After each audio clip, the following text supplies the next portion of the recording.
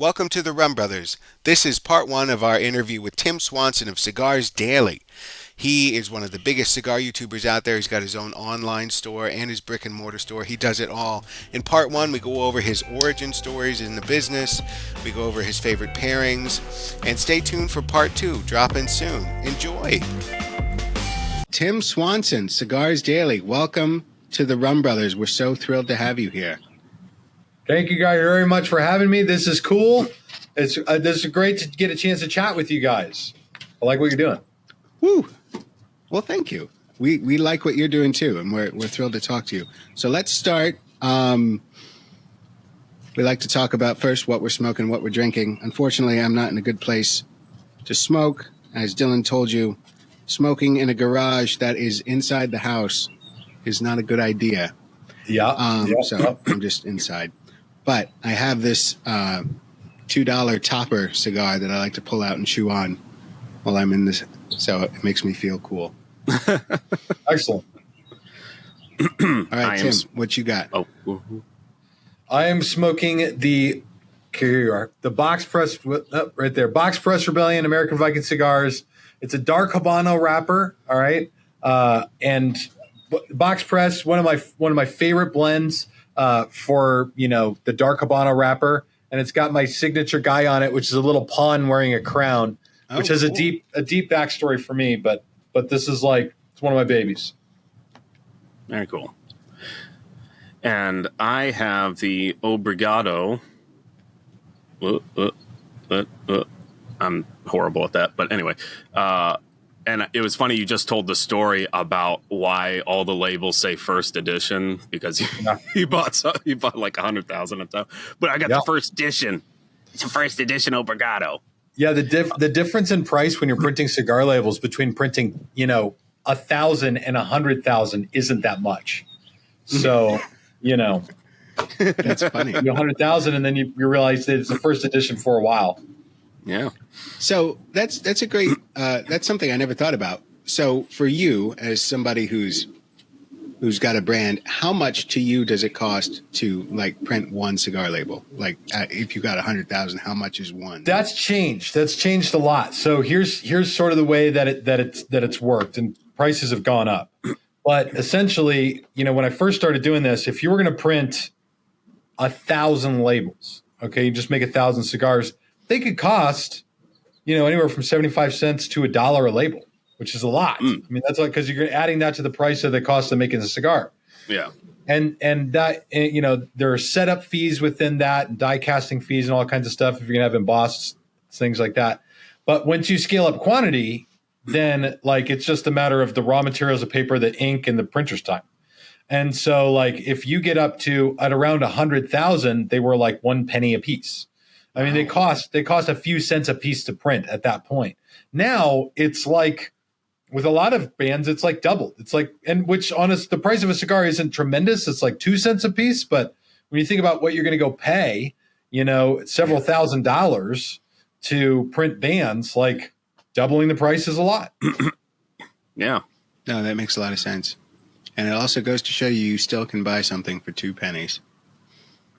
If you buy enough of anything, right. Good deal on. Cool. I actually, I forgot to grab something to pair with my pretend smoking. I didn't have anything to pair either. I should have. So while you can go grab something, Thomas, and I'll talk about what I grabbed. No, that's fine. I'm good with water, but it's in a Guinness glass, so that sort of counts. Nice. I have about 2 ounces of one-day-old coffee right here. Oh, wow. One day old Placencia cup. Well, I guess I'll be here repping the rum. So I got some Dorley's 12. Ooh. Very nice. I like pairing cigars with rum just because usually the sweetness balances out with what you get out of the cigar. So the Obrigado, this is a Portuguese word, right? Yeah. Okay. It means thank you, much obliged.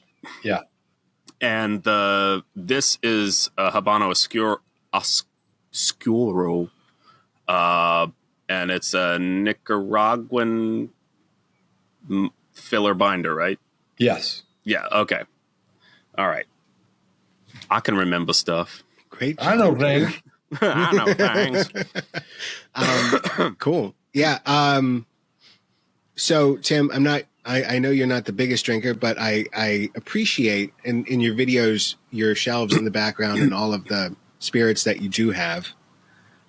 So when you go for a special occasion, whatever it is, when you go to grab a spirit to have with your celebratory cigar, what do you usually go for? You know what's crazy? I've got all this stuff on my shelf back here. I've got tons of stuff. And like some coveted stuff, some stuff that guys like would go crazy for. But nothing that I would pick is actually up here. And truth be told, if I'm going to go sit down and I'm going to drink, it's going to be Macallan 12 or Duncan Taylor 18 year. I like Scotch a lot. I find rum to be very sweet and a little sweet for me. But when it comes to like a good Scotch, I don't like anything that's too peaty. But yeah, Macallan 12, Duncan Taylor 18, those two are my go-tos. Cool. Well, we'll have to suggest some rums to you that aren't overly sweet. Like a lot of the Spanish styles usually have a drier characteristic to it. Especially like Flor de Caña, I think would be a good one. I have rums up here. I wish I could pick up my camera and show it to you. I've got a Ron Zacapa XO and a few bottles of Flor de Caña. I've got a lot of rum. Lots of people give me rum. And so I have plenty of it. I just don't like often grab it out to drink. You know who does drink my alcohol all the time is the reason that it gets drank is the crew on Cigars Daily Live. We do our live show on Monday nights. They all come into my office here with their cups and they like fill them from here. So that's hilarious. And if they get too drunk, I get to drive them home. Yeah, like I remember watching. It was like, oh, you have Jameson 18 year, and I saw you have E.H. Taylor.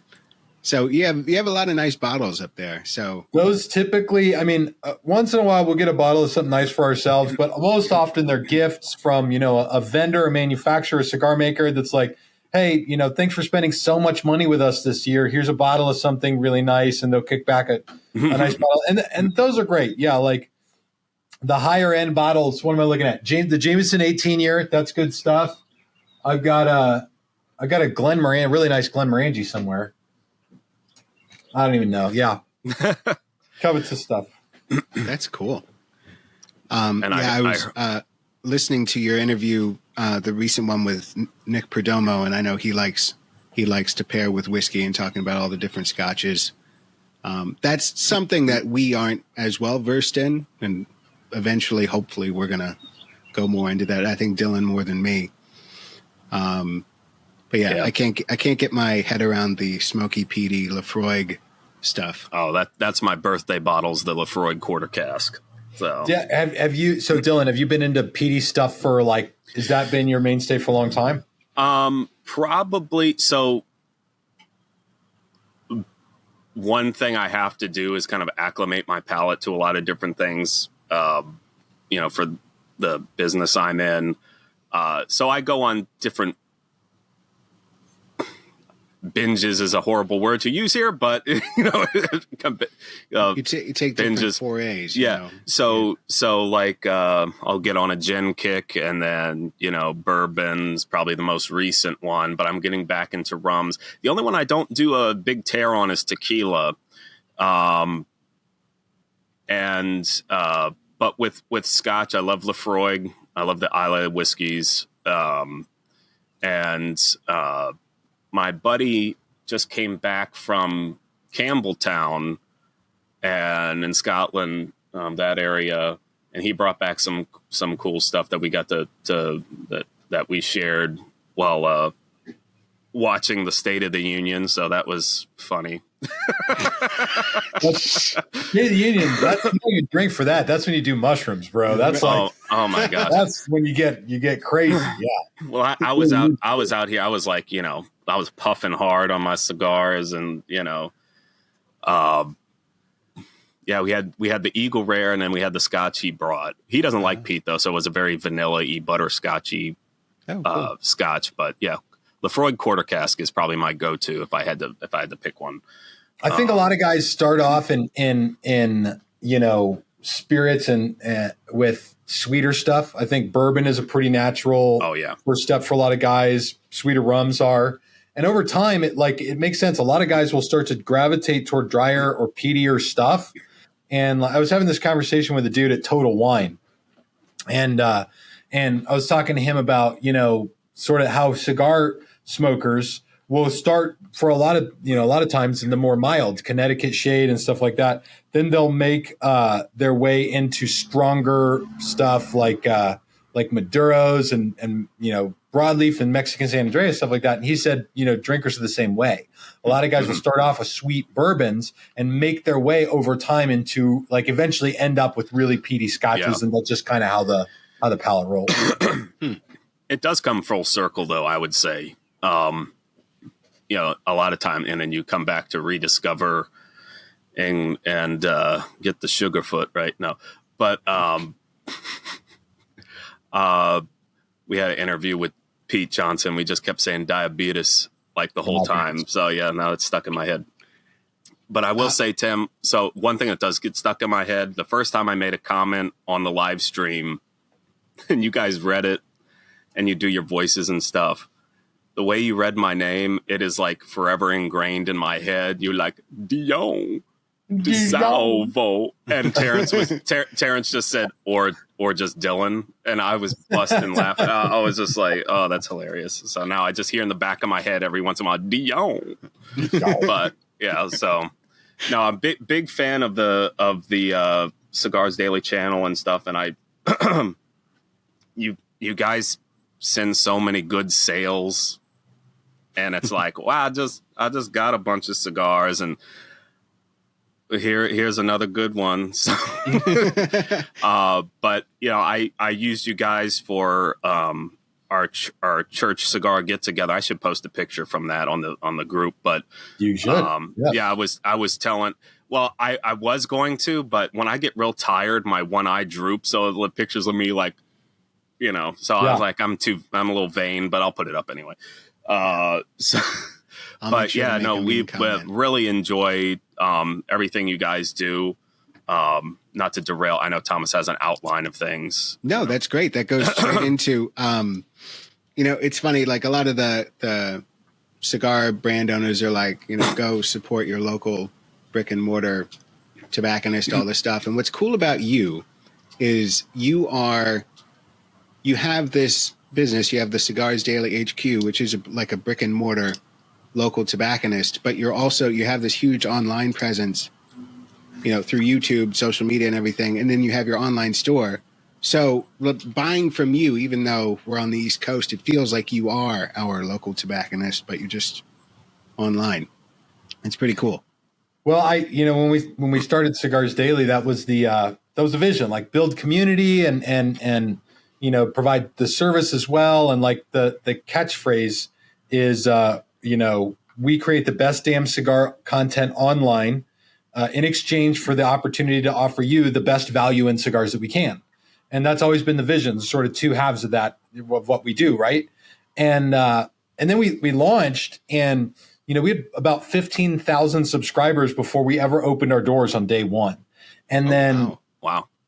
Very quickly, we started getting emails from people who were saying, one lady I remember in particularly, she emailed in and said, hey, my closest cigar shop is a 3-hour drive from my house.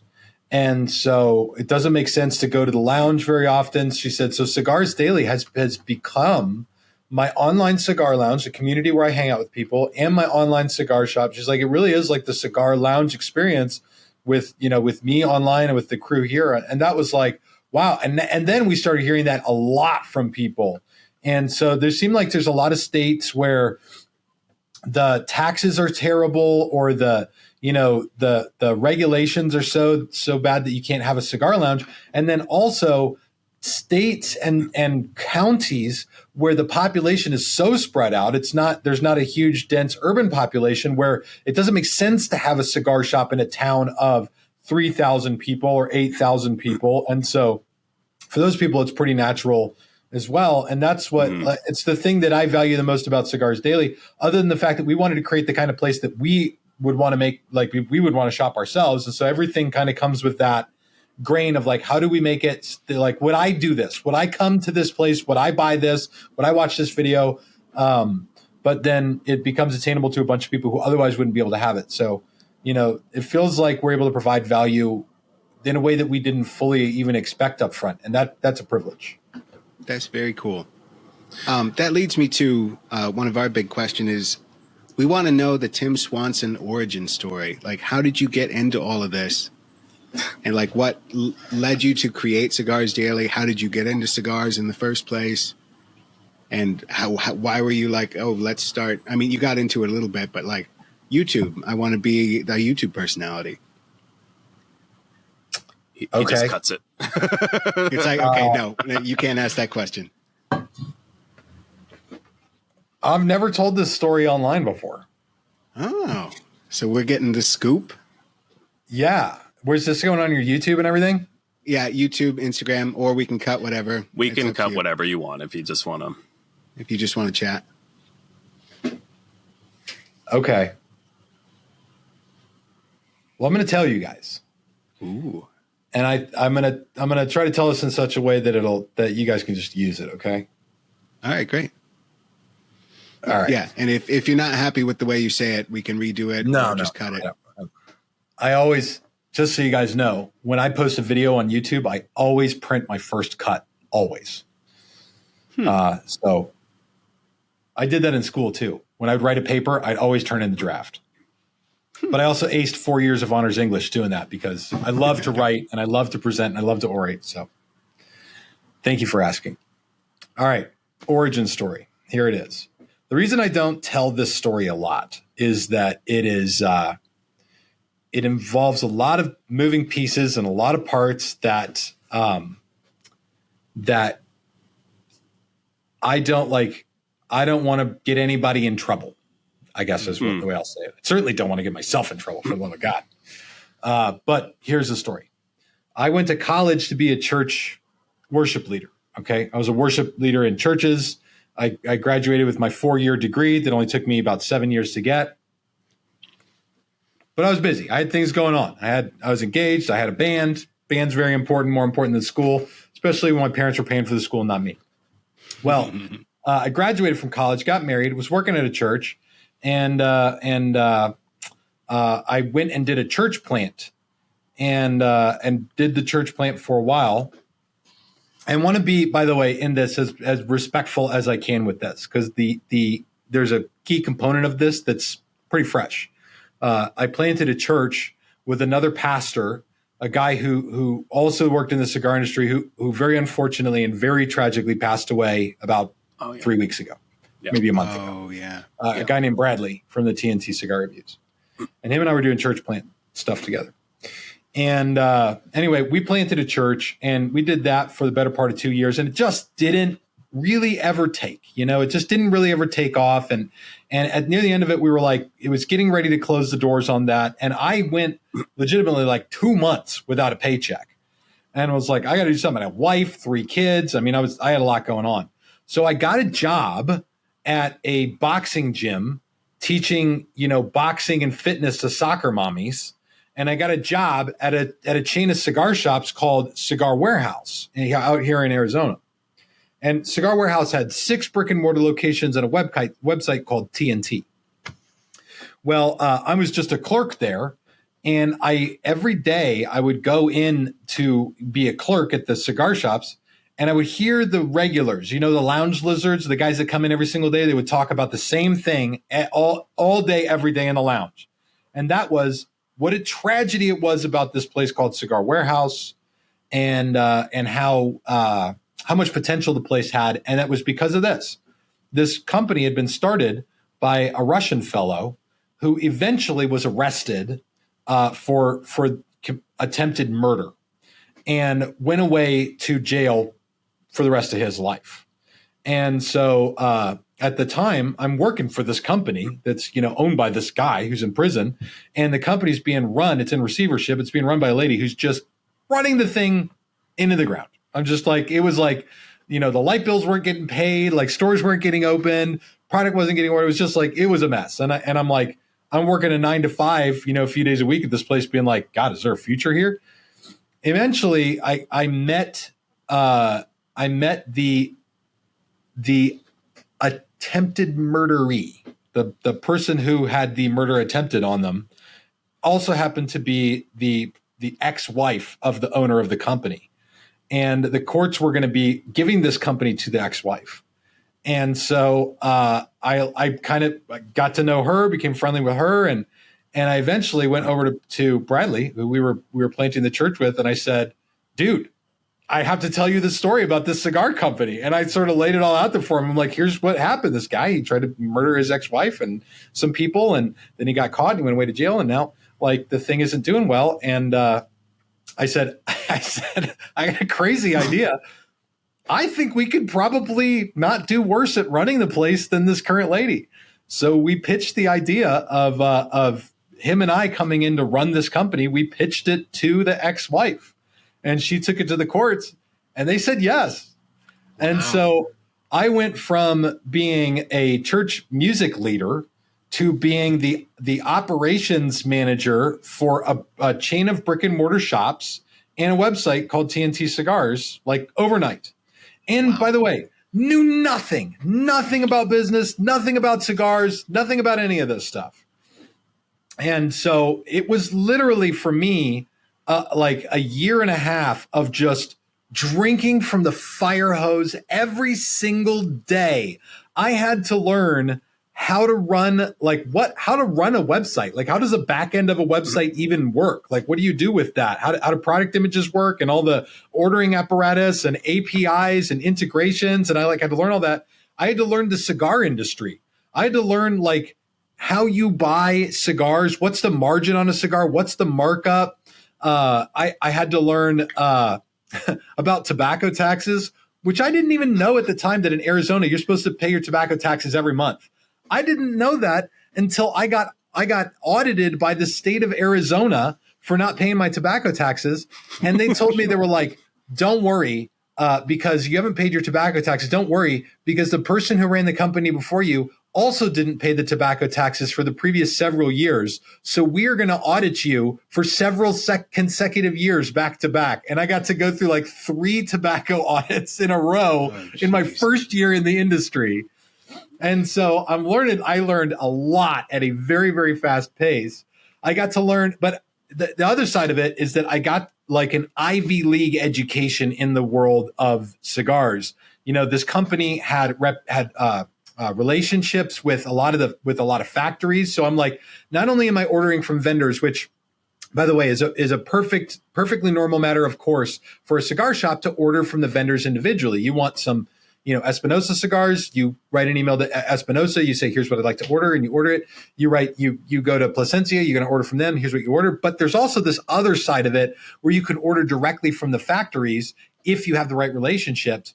And I got thrust into a lot of those relationships where I was ordering directly from factories in my first year, which was really cool, because I got to learn about other stuff like paying taxes at the border, because every cigar has tax on it, excise at the border. So I'd place these orders, and it would get to the border, and they'd be like, you have to pay this many thousands of dollars to even get your cigars into the country. And I'm like, oh crap, I've already spent all my budgets, but I still got to do this.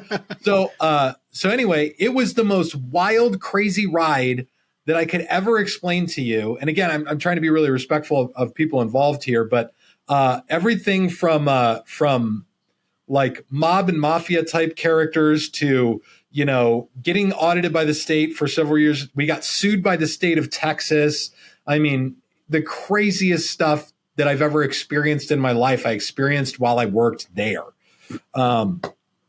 And then, that went on for a period of a while. And all the time I'm sort of talking, having conversations internally at the company about like what we were doing there. Because the other issue with that company was it was mired in debt. I mean, horrific debt. We uncovered lots and lots of debt with it just in the first 6 months I was there. Seemed like every week we came in and there's a factory in some country would be like, hey, we won't roll another cigar for you until you pay us $40,000. And I was like, oh, okay, well, write a check, I guess. I don't know. So You know, The old bounce, but the old balance. The company was mired in debt. It was paying out a lot of stuff to a lot of people. And every month I'm going, in addition to running the website, running a couple of the brick and mortar shops, I'm also doing all the ordering for this company. And so I know now after about a year, I've learned the margin on cigars. I've learned how all this works. And I'm telling people at the company, I'm like, hey, if we sell this much in cigars, we have to spend this much to restock. And so, like, here's what my budget needs to be for ordering on cigars. And they said they took my budget and they shrunk it down to less than half. And they would say, you can spend this much. And eventually I told management there, I was like, hey, like, we're literally just selling ourselves out of business here. Like, every month that we do better for this company and grow this company, we're literally moving backwards. And they were like, no, don't worry about it. But that was all wild. And sort of a lot of that is the cigar side of it. But the other side of it was the sort of online side of it. And with the website, it was fascinating because, as I'm learning a lot about, cigars and the tobacco industry, I was also learning about online cigars and everything like that. And I learned that marketing, you just can't do it. Like, people won't take your ad money. There's no Google ads. There's no Facebook ads. There's no sponsored posts or anything like that. None of that. So I went back to the management of the company and I said, all right, their charge to me was, you have to take this website and make it profitable, because at the time it wasn't, which is hard to do for a website. Typically their overhead is relatively low, but they weren't profitable. So I came back to the company. I said, listen, I've done some research. We can't do a lot of marketing here. As far as I can tell from my research, we can either advertise on pornography websites because they'll take our money, or like we can do this social media thing, and that won't cost us anything except my time. And I think I've got an idea for like a YouTube channel type thing, with reviews and interviews and all this like da da da da. And the response I got was, Tim, that's a stupid idea. No. And I said, just let me try it. It won't cost us anything. Like, just let me try it. The worst thing that happens is I waste a little bit of my time. And so, okay. So that was good. So then started making videos. And initially, for people who follow me and go way back to the TNT Cigar Review, is originally the channel was called the Tim and Bradley Cigar Review. And I can't talk so much. I'll let my cigar go out here. So we were making videos together there. And that went, we spent about 6 months of just doing nothing, really, making the dumbest videos. Nobody wanted to watch them. They were pointless. And then at the end of 2016, I made a video called "How Bad Are Cigars for You?" Oh, and yeah, I've seen that. That one got like 40,000 views in a few days or something like that. It was Nice. like, wow. It was like, wow, something really happened. And after that, it really started to click. I really started to like get a feel for what people wanted to watch on social media and how it works and how you make a video that people already want to see when they get on, regardless of whether they're aware of it or not. And after that, things really took off. That was in 2017. And at the end of that time, it was difficult because, like I already mentioned, as we grew this company, it was all in the back end, it was shrinking. Like we were growing the company substantially. After sort of getting installed as the leadership of the company, we did a great job of bringing it back in terms of profitability and revenue. But then on the other end, it was getting like we're running low on product, and these brick and mortar shops aren't getting restocked. And so eventually I saw the writing on the wall and said, I gotta go, Bradley and I sort of had some of our own plans, but I was like, I can't do that. I can't wait around for that. We sort of had a couple of creative disagreements about how things should go moving forward. And eventually I told my wife, I was like, I'm going to go. Like, I'm going to quit. I'm going to be done with the cigar thing. And at the time, the TNT Cigar Review had like 70,000 subscribers, and our videos were all getting tens of thousands of views. Like, it was great interaction and people really loved it. But I was like, this feels like a dead end job. And so I applied outside of the industry to work like sales at Bank of America, like nonprofit, management and stuff like that. And as I'm doing that, my father-in-law had kind of been quietly watching me and asking questions the whole time because he saw that it was really doing well. And so he took me out for lunch one day, and he like, this is my impression of him, but he doesn't sound just like this. But he sat me down. He's like, Tim, do you think you could do all that internet cigar shit over again if you have to? And I was like I kicked it around. I was like, yeah, I mean, I think so. And he's like, how about we be 50-50 partners? And I was like, yes, yeah, absolutely. That sounds great. Because what I had taken away from TNT, and this was really difficult, and for the love of God, I hope people watching your show, I hope among them there are people who are interested in doing social media. One of the hard lessons I learned there was not to do social media for someone else unless you are just purely okay with taking a paycheck to the bank and depositing it, having that be it. Because I learned while I was working there that while I'm making all this content and we're getting YouTube ad revenue through it. This is before YouTube did the demonetization thing. So we were making real money. Yeah. And the company came along and they're like, no, that's our money. You guys did this on company time, on the company dime. And so you don't earn any of the ad revenue. It's ours. They were right. They were 100% right. So being able to own half of a company where I'm doing the stuff that I'd really become quite passionate about, that appealed to me. And even my father-in-law, who, by the way, is now my business partner, his desk is literally next to me. He's just gone home for the day. He told me, he's like, I've been in business for myself for 40 years, and he's been wildly successful doing it. And he said, he was, 70 or 71 at the time. He said, I've got nobody to sort of like leave all of my experience and wisdom with. He said, so if I invest in you, then I'm investing also in my daughter, and I'm investing in my grandkids, and I get a little, a protege guy here. And he's like, you're probably not a loser. And so, yeah, that makes sense. And so we did it, and we jumped in with both feet, and God, I just never looked back, because it was authentically going from one of the weirdest times in my life to what has been authentically the best season of my life in every way, and the most challenging season of my life in every way. Just literally like that. I just moved from one thing to the next, and it was crazy. And so there's a lot more to that story, but that is the in a nutshell, that's what happened. Wow. That's crazy. And what year was it that you and your father-in-law went into business together? So I started at Cigar Warehouse in 2015 as a clerk. I worked there 2015. 2016, I became the operations manager. I did that 2016 and then through 2017. And I quit at the end of 2017 and started Cigars Daily literally January 1st, 2018. Wow. Crazy. That's a whirlwind. I was going through your videos last night, and I rewatched the 200,000 subscriber video. And my favorite part is towards the beginning when you're like, here are the cigars I'm picking. And the last one is a Padron 1926 because I know my father-in-law is going to take it.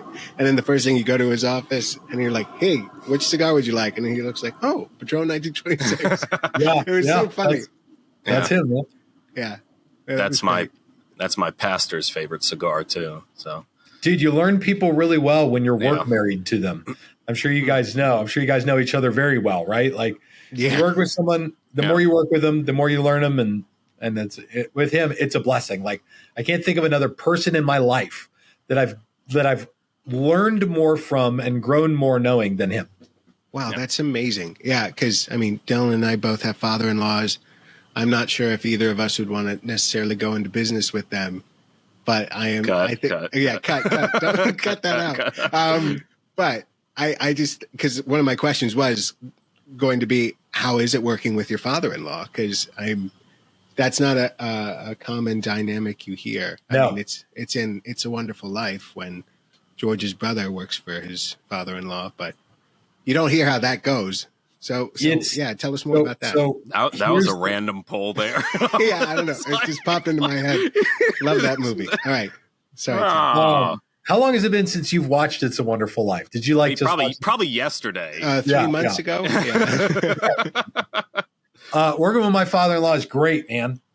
Like, aside from the fact that he's an authentically good dude, he's just sharp and savvy, and he just knows shit. And so, our working relationship, that part of it is really powerful because we are both skilled at very different things, and we both, I think, do a good job of sort of, for lack of a better term, staying in our lanes. The way I describe it to people that I meet inside the industry is I say my job is to bring in the money, and his job is to make sure it's still here in the morning. And so, as far as like the back end business books and like making sure the company's in a healthy place and that him and I are doing well, he does a fantastic job of that. As far as like the like running the website and product selection, relationships with manufacturers, ordering the product, putting together the promotions, the marketing, the videos, like I do that part of it. And then he is ultra helpful for a lot of the administrative parts of running a business. I've never seen anybody who can run a business as mean and lean as he can. He's a great job of that. And all the way down to like the systems that we have here for making sure that everything functions well and that it works for our staff is great, and that our staff are well taken care of. Like the stuff that he's always done that's always shocked me is stuff like he'll be like, hey, I think we should like give all of our employees like full medical benefits, and I think we should pay for all of it. Wow. And I'm like, what? Like, who does that? First of all, I never had a job like that. I mean, I had plenty of jobs before cigars and stuff. Like, nobody ever did that for me. And like, can we actually afford to do that? And he's like, yeah, I think so. And then he'll figure it out, and then we do that, right? Like, wow. He's always very conscientious and courteous. He thinks of the staff in every way he can. He wants to make job as good for people as he can. He's very focused on making sure the experience for the customers is really good, and he knows how to blend those two things together really well. So him and I get along splendidly. That's amazing. That's great. That's so cool. So at family functions, though, do you feel like Thanksgiving dinner or whatever, and you're sitting around talking, does business bleed into that, or are you able to leave it at the shop and go have family time? I think it's more that like personal life bleeds into the business than anything. Like typically, in the mornings I get here like around 6:15 in the morning, and he shows up around then or shortly thereafter, and then we usually BS about what's going on. Like there's nothing going on probably in either of our lives that the other one doesn't know about. Like everything down to like, hey, you used that landscaper yesterday. How do you do on your house? Because I need to get this done over at my house today. Oh yeah, did your truck get done at the shop? Because you had that problem with the wheels or whatever. Like we know everything that's going on in each other's lives. So when we get together for family functions, we mostly just catch up with the family, and we'll sit and smoke a cigar, and then we talk about business because we just do the two together side by side all the time. That's cool. Yeah. It's funny listening to your story and sitting here being, business partners with our dad, and just kind of like seeing all the parallels. I was like, wow, that's crazy, because it is kind of like the same thing, though I don't always want to bring up work, at the Thanksgiving dinner table. And it's like, no, I didn't call that person. No, I'm eating right now, but, no, that's an awesome story. Thank you so much for sharing that. Yeah, thank you. Yeah. But what Thomas, did you have well, one more comment about that, and this I started a sentence and I was like, that's not going anywhere. So oh yeah, it happens. I also loved in that video that you called him Dad. Do you call him Dad all the time? Or, that's cool. I call him Dad. He's Dad to me. That's so cool. Yeah. I don't know if I'm quite there yet, but that reminded me of, this is so random, but the movie Death Wish. Have you ever seen Death Wish with the original one with Charles Bronson? Yeah. The funny thing about that, I mean, it's not a funny movie at all, but Charles Bronson's son-in-law always calls him Dad, but in a really weird way. And they're like, every time it happened, it made me laugh. But hearing you do it, it was very sweet. It was not like Death Wish. Yeah. So Tim, this is how a lot of movies always come up. Yeah. in these streams. So. Great. Yeah. Definitely a big movie buff. Our background is in theater, so we very. Yeah. Yeah. My but the background other is in theater too. Are you serious? I'm a member of the International Thespian Society, and my varsity letter is in theater. Yeah. Oh, cool. Yeah, we were both in that too. That's so neat. Our family used to have a professional theater in DC. Yeah. Awesome. Yeah. But it was interesting hearing you talk about, that trial by fire kind of, I'm sure you had a lot of hard lessons learned because again, in my head, I'm just like, wow, that's me in the alcohol industry, Yeah. coming in, not knowing anything and just stumbling through and but like you said, it's an Ivy League education in the industry when you have no one to turn to for answers and you just have to figure it out. Yeah.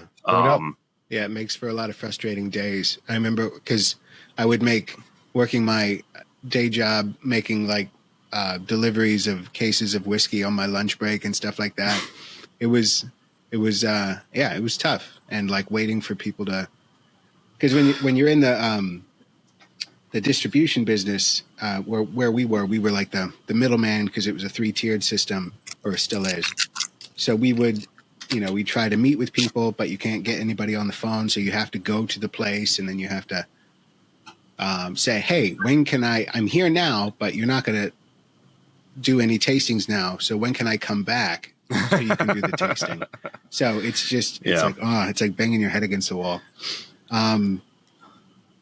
I do envy the cigar industry not having the distribution shoved in there. I mean, that would make the price of cigars ridiculous, but there's certainly other countries that have that right now. Yeah. Required. Yeah. But I'll say distribution's tough, and a distributor can have a way of leveling the playing field that can be difficult for, cigar shops and for everybody else when every single shop individually deals with every manufacturer that they have. There's a lot more relationships there. There's a lot more complications there. And every manufacturer has their own DNA of how they work. And so, every time that I go to place an order, I have to think, all right, who am I ordering from? Like, this process is a little different for everyone. And so what do I got to be ready for that might go wrong? And what can I count on them doing really well? Because everybody does some things well, everybody does some things terrible. And so like, there's a lot of that. And that's stuff that's a big part of my job, is keeping track in my mind of how that works. Oh, is this when we bring up Steve Saka, Thomas? Oh yeah. So I want to say I always love your PCA coverage, and I'm always excited for it to end so I can watch your videos that come up. Because I excited for your coverage to end. No. Yeah, I'm excited for those videos to be over because but I wanted to talk to you about the trade shows in general and what it's like for you as somebody who has like a cigar business, where you have to sell cigars, but then you're also on the content creation side, because it's like, like Bob the Cigar Guy, he's got a great channel, great everything, but he doesn't sell cigars. So you're juggling both, doing the like the fun content, but also doing the business deals. So how do you balance that? And also, what do we not see on camera? Like what goes on that doesn't make the videos? So balancing that is one of my favorite things about Cigars Daily. I have a lot of things that I eventually say was my favorite thing about Cigars Daily, but in the same way that the online community and the online shop have given people in remote areas a place to have sort of a cigar shop experience, on the backside of it, on the business side, the online community has created a real desire from a lot of cigar makers to be in front of those people, right? Cigars Daily's following, the platform sort of across the internet with YouTube and Rumble and Facebook and TikTok and Instagram and Twitter and Cigars Daily Plus and all that stuff. We've got about 450,000 followers. Wow. And all of that creates a really big draw. That following can be analogous to the size of maybe a larger publication in the cigar world, one of the publications that does reviews and stuff like that. So for them, they're incentivized to be in front of it. And for me, the benefit is that unlike a large publication, I don't sell advertising. You can't buy it. Like, you can't buy Cigars Daily. I legitimately have one drive and one desire, and that's to connect cigar smoking people with a cigar that they'll really enjoy. And so doing that is easy when I can select what cigars go out in front of that audience and select the cigar makers that I think have the best quality and caliber of character in order to put in front of that crew. Because what I end up doing is talking with these cigar makers, and I'll say stuff to them like, hey, listen, I'm going to place an order of X and X. Maybe an order of this order is going to have 200 boxes of cigars in it. But, in exchange for that, I want like a deal on the order. And they'll say, well, deals are very, very hard to do for us. And I'm like, well, here's what I'm going to be doing on the back end, because there's a new product in this. I'm going to be I'm going to do a review video on it. It'll get some short videos, and sort of like there's a promotional package that comes with this. Mm-hmm. And it's very hard for cigar makers to wrap their mind around this a lot of the time, because they are, they're old school. They all do stuff very old school. For a lot of these cigar makers, they wouldn't think twice at the really elite tier of their company, the owner level of the company, about spending tens and tens of thousands of dollars on an ad in Cigar Aficionado. Mm-hmm. And then I come along and I'm like, I don't want tens of thousands of dollars. I want a discount on product in order to make these promotional videos. So what I end up telling them is, I'm like, listen, I want to pay you to advertise for you. And like, I want to order the cigars, get a deal on them, and then I'm going to take that deal and in some way pass that along to the people who support Cigars Daily. And like, there's this really big like corporate buzzword that people hate that I love. That the word is synergy, right? It's when like the idea and the passion, or the business part and the passion, kind of meet up. And to me, that's what Cigars Daily has this nice reciprocal synergy. And I tell people this, and it feels to me like sort of a ham-handed thing that influencers do. But I tell people, I'm like, when you like and you share and you subscribe and you follow the channel and you go to Cigars Daily Plus and you watch the videos, like, and you do all that, you're literally generating the deals that you get on cigars. All those deals come from there, because we get deals on cigars analogous to what some of the really big box cigar e-tailers get when they order millions of dollars of product at a time. We get very good deals as well. Mm-hmm. And the whole goal, the whole vision is, whatever deal we get, how do we pass that along to other people? And so the other side, so when you ask me what is the other side of that, that's what it is. It's me sort of, this feels like a sort of sterile way to put it, but leveraging the following of Cigars Daily for cigar makers who want to be in front of that following to also give those people a deal. And at the trade show, what you don't see behind the camera is what begins the second I turn the camera off. And that is that part of it. That's those conversations where I'll tell cigar makers, like, I'll straight up just be like, dude, what are you going to do for my people? Like, and that's how I put it out there. And there's a different side of Tim for that, for sure. Steve Saka always laughs when I sit down and like, hey guys, I'm sitting here with Steve Saka and we're talking about this and that, because when the camera's off, I'm like, all right, what are we going to do? And let's hit the brass tacks and let's talk about numbers and how many boxes and what kind of promotions and when do we run these promotions? When does the product arrive and all that stuff? But the truth is that gives me the chance to do something that I love to do, which is like the negotiation side of it. It's another part of the cigar industry that I love. I'm a haggler at heart, so I always want to sit down and figure out what I like. How can I get the win out of this? How do I just place an order? Yeah, I just imagine you grabbing them by the lapels and like, yeah. But to your point, Tim, I mean, so my first foray into cigar YouTube was Holtz, and they're very much, the standard big names, I really like Anthony Mazzola, and I like his content a lot. Yeah. And I'm pretty sure they blocked me on TikTok, but I still watch his stuff on other platforms. Yeah, and he's a paisan like us. But what I was going to say is then I saw your videos and I'm like, I've never heard of these brands, and I started going to your site, and my first order from you, I remember posting the every newbie first order they play. This is my first order from Cigar Deli, and I got like 10 sticks, totally random. So I got like Southern Draw, Room 101, Warfighter, Um, I think I got American Viking then too, and just a bunch of other things. And I was like, wow, there's this whole boutique world out there, and they make some really good stuff. And there's more, not to cast shade on the legacy cigar companies, but there are a lot of really Blackbird especially. Yeah, I love their stuff. I have my Cactus Rin here. Yeah, I got a box of this for doing someone's tax return, so that was fun. Don't tell my wife. Anyway, so yeah, I am a prime example of your proof of concept of when you go to these people and it's like, yeah, I would have never picked up these brands other than because I saw it on your channel. And the one annoying thing about your site though is you announce something's in and it's gone in like 5 seconds, and it's like, okay, well, yeah, that sucks. Yeah, I hate that. Okay. Well, this is the hard thing about new products is every time a new product comes out, you're rolling the dice. And so like the question I always ask people, if you had a cigar shop, how much of this new thing that you've never heard of and that no one's ever had would you order? And it used to be 10 boxes of something would kind of worked. And now it's kind of like, okay, do I order 50 boxes or 100 boxes?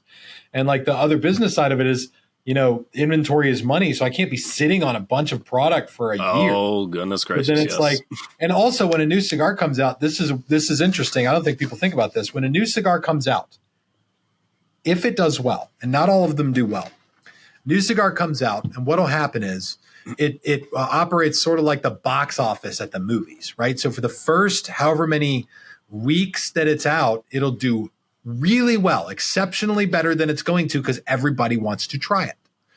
And after that, it'll sort of taper off a little bit. And then how much it tapers off, you don't even know.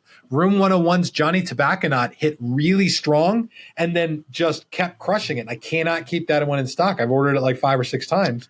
And now Room 101's having problems keeping up with the production. Yeah. So then I'm out of stock and then I order it from them and they're back ordered. Then I'm like, then I really look like a jackass. Yeah, that part of it is part of my job I find very frustrating. Like, how much of a thing do I order so I can provide enough for people, but not have so much that I can't order the other things that they want? Yeah. Yeah. I feel like I'm reliving my day to day when you say this, beer, at least cigars have a longer shelf life than beer. Yeah. Yeah. And it's, there are a lot of things that when it comes to, trying the new cigars, because as a consumer, it's like every time I look at you, it's like, I got to reach $80 to get the free shipping. And then I gotta, but there's this deal and I can't combine it with this deal. And this is already on sale, so I can't combine it with this. And, I can't tell you how many emails I get from Cigars Daily saying, Dylan, you left something in your cart, and I'm like, I'm practicing self-restraint. I no joke, got one of those emails during this video, popped up on my screen, was like, you left something in your cart from Cigars Daily, and I was like, oh yeah, that's funny. Speaking of which, quick sidebar: what are you smoking now? I was trying to figure it out. Oh yeah, I've been meaning to ask. Yeah, is that a Monty? I thought it was that one. Cool. I haven't tried that yet. It's on my list. A full Monty? No, it's the full Monte Cristo 1935 anniversary diamond Edición Diamante, which I'm going to have on the shelf in the next day or two here. Oh, cool. Yeah. Talking about new stuff, and that I had no idea that it's funny. We were talking about movie comparisons. That's a fantastic comparison. But in terms of new stuff from PCA this year, the ones that we're most excited about are the new Foundation, the Wise Man, the Corojo, and the Maduro. Yes. Like, I'm looking at my calendar. Those were supposed to come out this month. I think it's going to be early next month now. Yeah, because we're one of our favorite factories is My Father. I mean, they do unbelievable stuff. And like the fact that Nick Melillo is pairing with them, it's going to be no doubt an excellent stick. It's going to be very... I think people are very excited for that one, and I really am. Is there what else really caught your eye, PCA this year? I all the stuff that really caught my eye, I was putting into the video. So I'm always excited about what EPC is doing. I really like their cigars a lot. Obviously, when Dunbarton puts out new stuff, it's like everybody goes gaga for it. It's crazy. You know, the new bronze back thing. Umbagog, yeah. The Umbagog. That Lancero sampler, I'm not really that excited about that. I don't care about Lanceros. I think they're dumb. Yeah, no, yeah. Yeah, the Virginia Slims. That filthy Viking Lancero. What I don't know. And okay, preface: kids do not smoke. But as a kid, putting a pretzel rod in your mouth and you pretend like it's. I think that's the affinity. You know, when people like Lanceros, I think it's because they used to eat pretzel rods. I think that's what it's from. Yeah, but kids don't smoke. You must be 21. I didn't realize the age changed until I started smoking cigars, and I'm like, wow, this has been a couple years now. But yeah, I you know, and it's funny. There are questions I want to ask that I know you can't really answer since you're in. You know, fire them off. I'll answer whatever I can. What cigar? Well, I know you're not going to be able to answer, but has anything been a letdown? Yeah, but for the most part, the letdown stuff is, you know, oftentimes I'll get a cigar that I'm just like, that's not from my palate. Like it's that doesn't blow my skirt up. I'm not in love with that. But I can sort of think of who it's for. You know, I know guys who come in and they're like, oh, I want something really mild, you know, without a lot of sweetness, or something really peppery and really spicy. And I'm like, this cigar would be good for this guy. So sometimes a cigar comes in and it's like, okay, what smoker is this for? Even if I don't love it. And then the other thing that happens, I do get cigars that are just reprehensibly bad. That I'm just like, oh my gosh, this is terrible. And those, most often I get those, they come from some factory that just sends me samples of their cigars with, you know, no note. And their hope is that I'll carry the cigars to help give their brand some visibility. But I'll always try to give a cigar the benefit of the doubt and smoke an inch of it. And sometimes I can't even, like, I smoke a few puffs. I'm like, this is really bad. You know, but those where those come from. Yeah. Ouch. Yeah. They send cigars with no note. You have no clue how often that happens. Like, it's most of the time. Today, these guys stopped in from the cigar company called Jake Wyatt. That's their logo. Jake Wyatt Cigars. They gave me all this stuff. And I thank them because in there's a business card. And so I've got information that I can actually reach back out to them if I like their cigars. And these guys, they told me at TPE this year, I'll show you the lineup here. These are so this is an example of what I get. So here's some of the cigars they gave me. Mm-hmm. And they came up to me at TPE and they said, hey, you don't remember this, but last year you gave us some advice on our packaging and we completely revamped our packaging based on the advice that you gave us. And I said, you are correct. I have no recollection of that conversation. But like they did, he said what you said is that our name doesn't appear anywhere on it. And so they redid all their labels so that it now says Jake Wyatt on there. So people know what they're smoking. So when you're showing off the sexy cigar, you can see it. But yeah, like they actually gave me tools that I can use and like a layout of what the cigars are like, stuff that explains stuff. And that you kind of need. I mean, you need that stuff to make a decision. Ultimately, the biggest decision, the only decision that matters is, do people want this cigar? Like if people want this cigar, then yes, I'm interested in it. If they don't want the cigar, then is there a reason that they should know about it and that I should invest time in educating everyone on why this cigar is really good? And when it comes to new brands, the answer to that question most of the time is no. And very, very rarely is it like, yeah, this is a brand I really got to get behind because it's just, if I don't, I'll miss out. What was the last new brand that you were like, yes? Blackbird. But I kicked Jonas out of my shop the first time he came in. I was like really mean to him. And I threw him out. And And then after like a year, I'm like scrolling through Facebook and Instagram, and like people are posting these Blackbird cigars. And I'm like, oh yeah, I threw that guy out of my shop. And then again and again. And then in my Facebook group, I start seeing these Blackbird cigars pop up. And finally, 3 years after I kicked him out of my shop, I'm like, I went and looked at his Instagram, and he's got tens of thousands of followers and his brand is booming. And I'm like, shoot. So I called him. And he answers the phone. He goes, Tim, brother, how you doing, brother? And I was like, hi, Jonas. How are you, man? Long time no talk. Sorry for throwing you out of my shop. How's Blackbird doing? And he's like, he was so cool, so cordial. And yeah. What did he do in your shop? Are we seeing a side of Tim Swanson that's just dude, there's a side. But just so you know, there's a side. Tim's the Tim that is responsible for the health and well-being of Cigars Daily can be a dick. And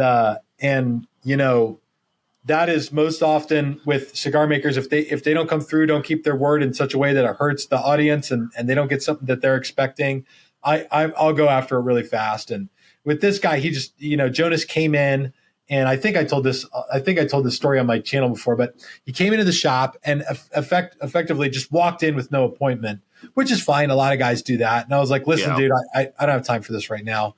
And I was like, did you have an appointment? And he goes, no, I don't make appointments. It's not really my style. And I was like, it's not your style. Like, it's not your style to be respectful enough to see if somebody's got time to talk to you. You just walk in the door and expect that you're going to be the guy. And he was like joking around, but he made some smart ass remark.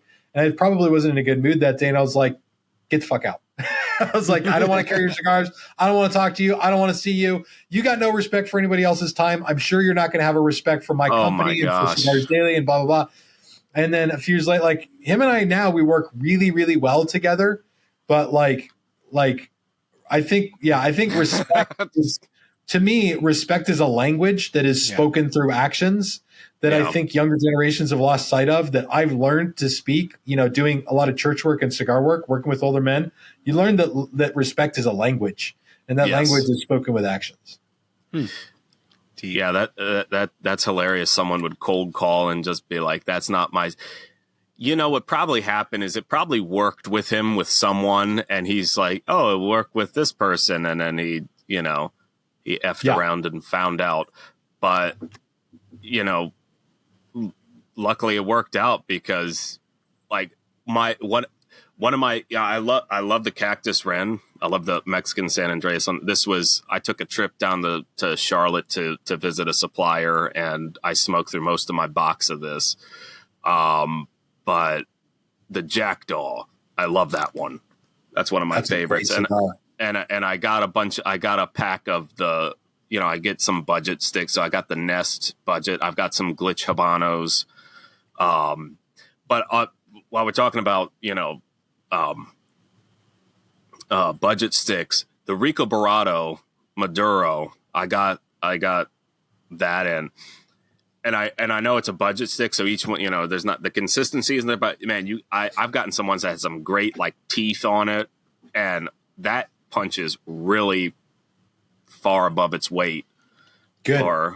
That's a very special brand to me. That's a very important brand to me. Rico Barato is. Yeah, and that's the thing. It's just people.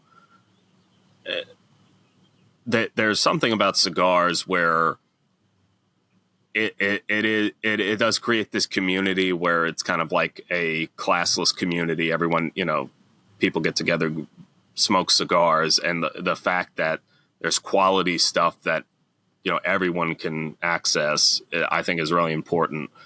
So I want to try. So of the Rico Barato line, what do you think is the best one? I mean, there's a Connecticut and a Maduro. I mean, if the Maduro is the more medium strength one, and probably the more popular one among smokers, but Rico Barato for me was a brand that was important to me because it called me back to my early days in cigars when I was in college. And so I didn't have any money. And then when I got out of college, I worked for churches, so I still didn't have any money. And I always would go to the cigar shop. Coincidentally, I would go to Cigar Warehouse, where I then later would run the company, right? That's where I bought all my cigars. And if I had a crappy little desktop wooden 20 cigar humidor thing that I got. And if I could buy a bundle of 20 naked cigars for a few bucks a stick, and put them in that humidor, like I felt like a rich man, even though I wasn't sure how I was going to pay the bills, you know? And that was special to me. So when we did American Viking, I told Jim, I was like, we have to have a bargain barrel brand that's good, and it's got to be good. Yeah. And so Rico Barato, I invented him. I just made him up. He's the picture of the guy smoking is like a stock image. I searched in my stock image library, like Spanish man smoking a cigar, and his name means Rico rich, Barato cheap. And that's hilarious. Coincidentally, that cigar does really well among guys who their cigar budget's low. They can't afford $12 for every cigar they smoke. Mm-hmm. Concurrently, it does just as well among really wealthy people. This is a fascinating thing about cigars. The bundled stuff, the bargain stuff, is smoked a lot by people who can afford the bundled and bargain stuff, and by people who can afford to buy a boat and a house and a third car, and can afford to divorce their wives and lose half their stuff and still be rich. Because those guys recognize the value in things, and they'll learn to like stuff that is affordable for them. I have a buddy who's carried Rico Barato cigars. His shop is in a town called Fountain Hills, and Fountain Hills is predominantly wealthy people out here in Arizona, very, very wealthy community. And he, in his shop, cannot sell a cigar that costs more than $5. But all of his customers are guys that pull up in like Maseratis and like expensive cars, like nice cars. Wow. But the guys who smoke those cigars, they smoke a lot. They know what they like, and they like cheaper cigars.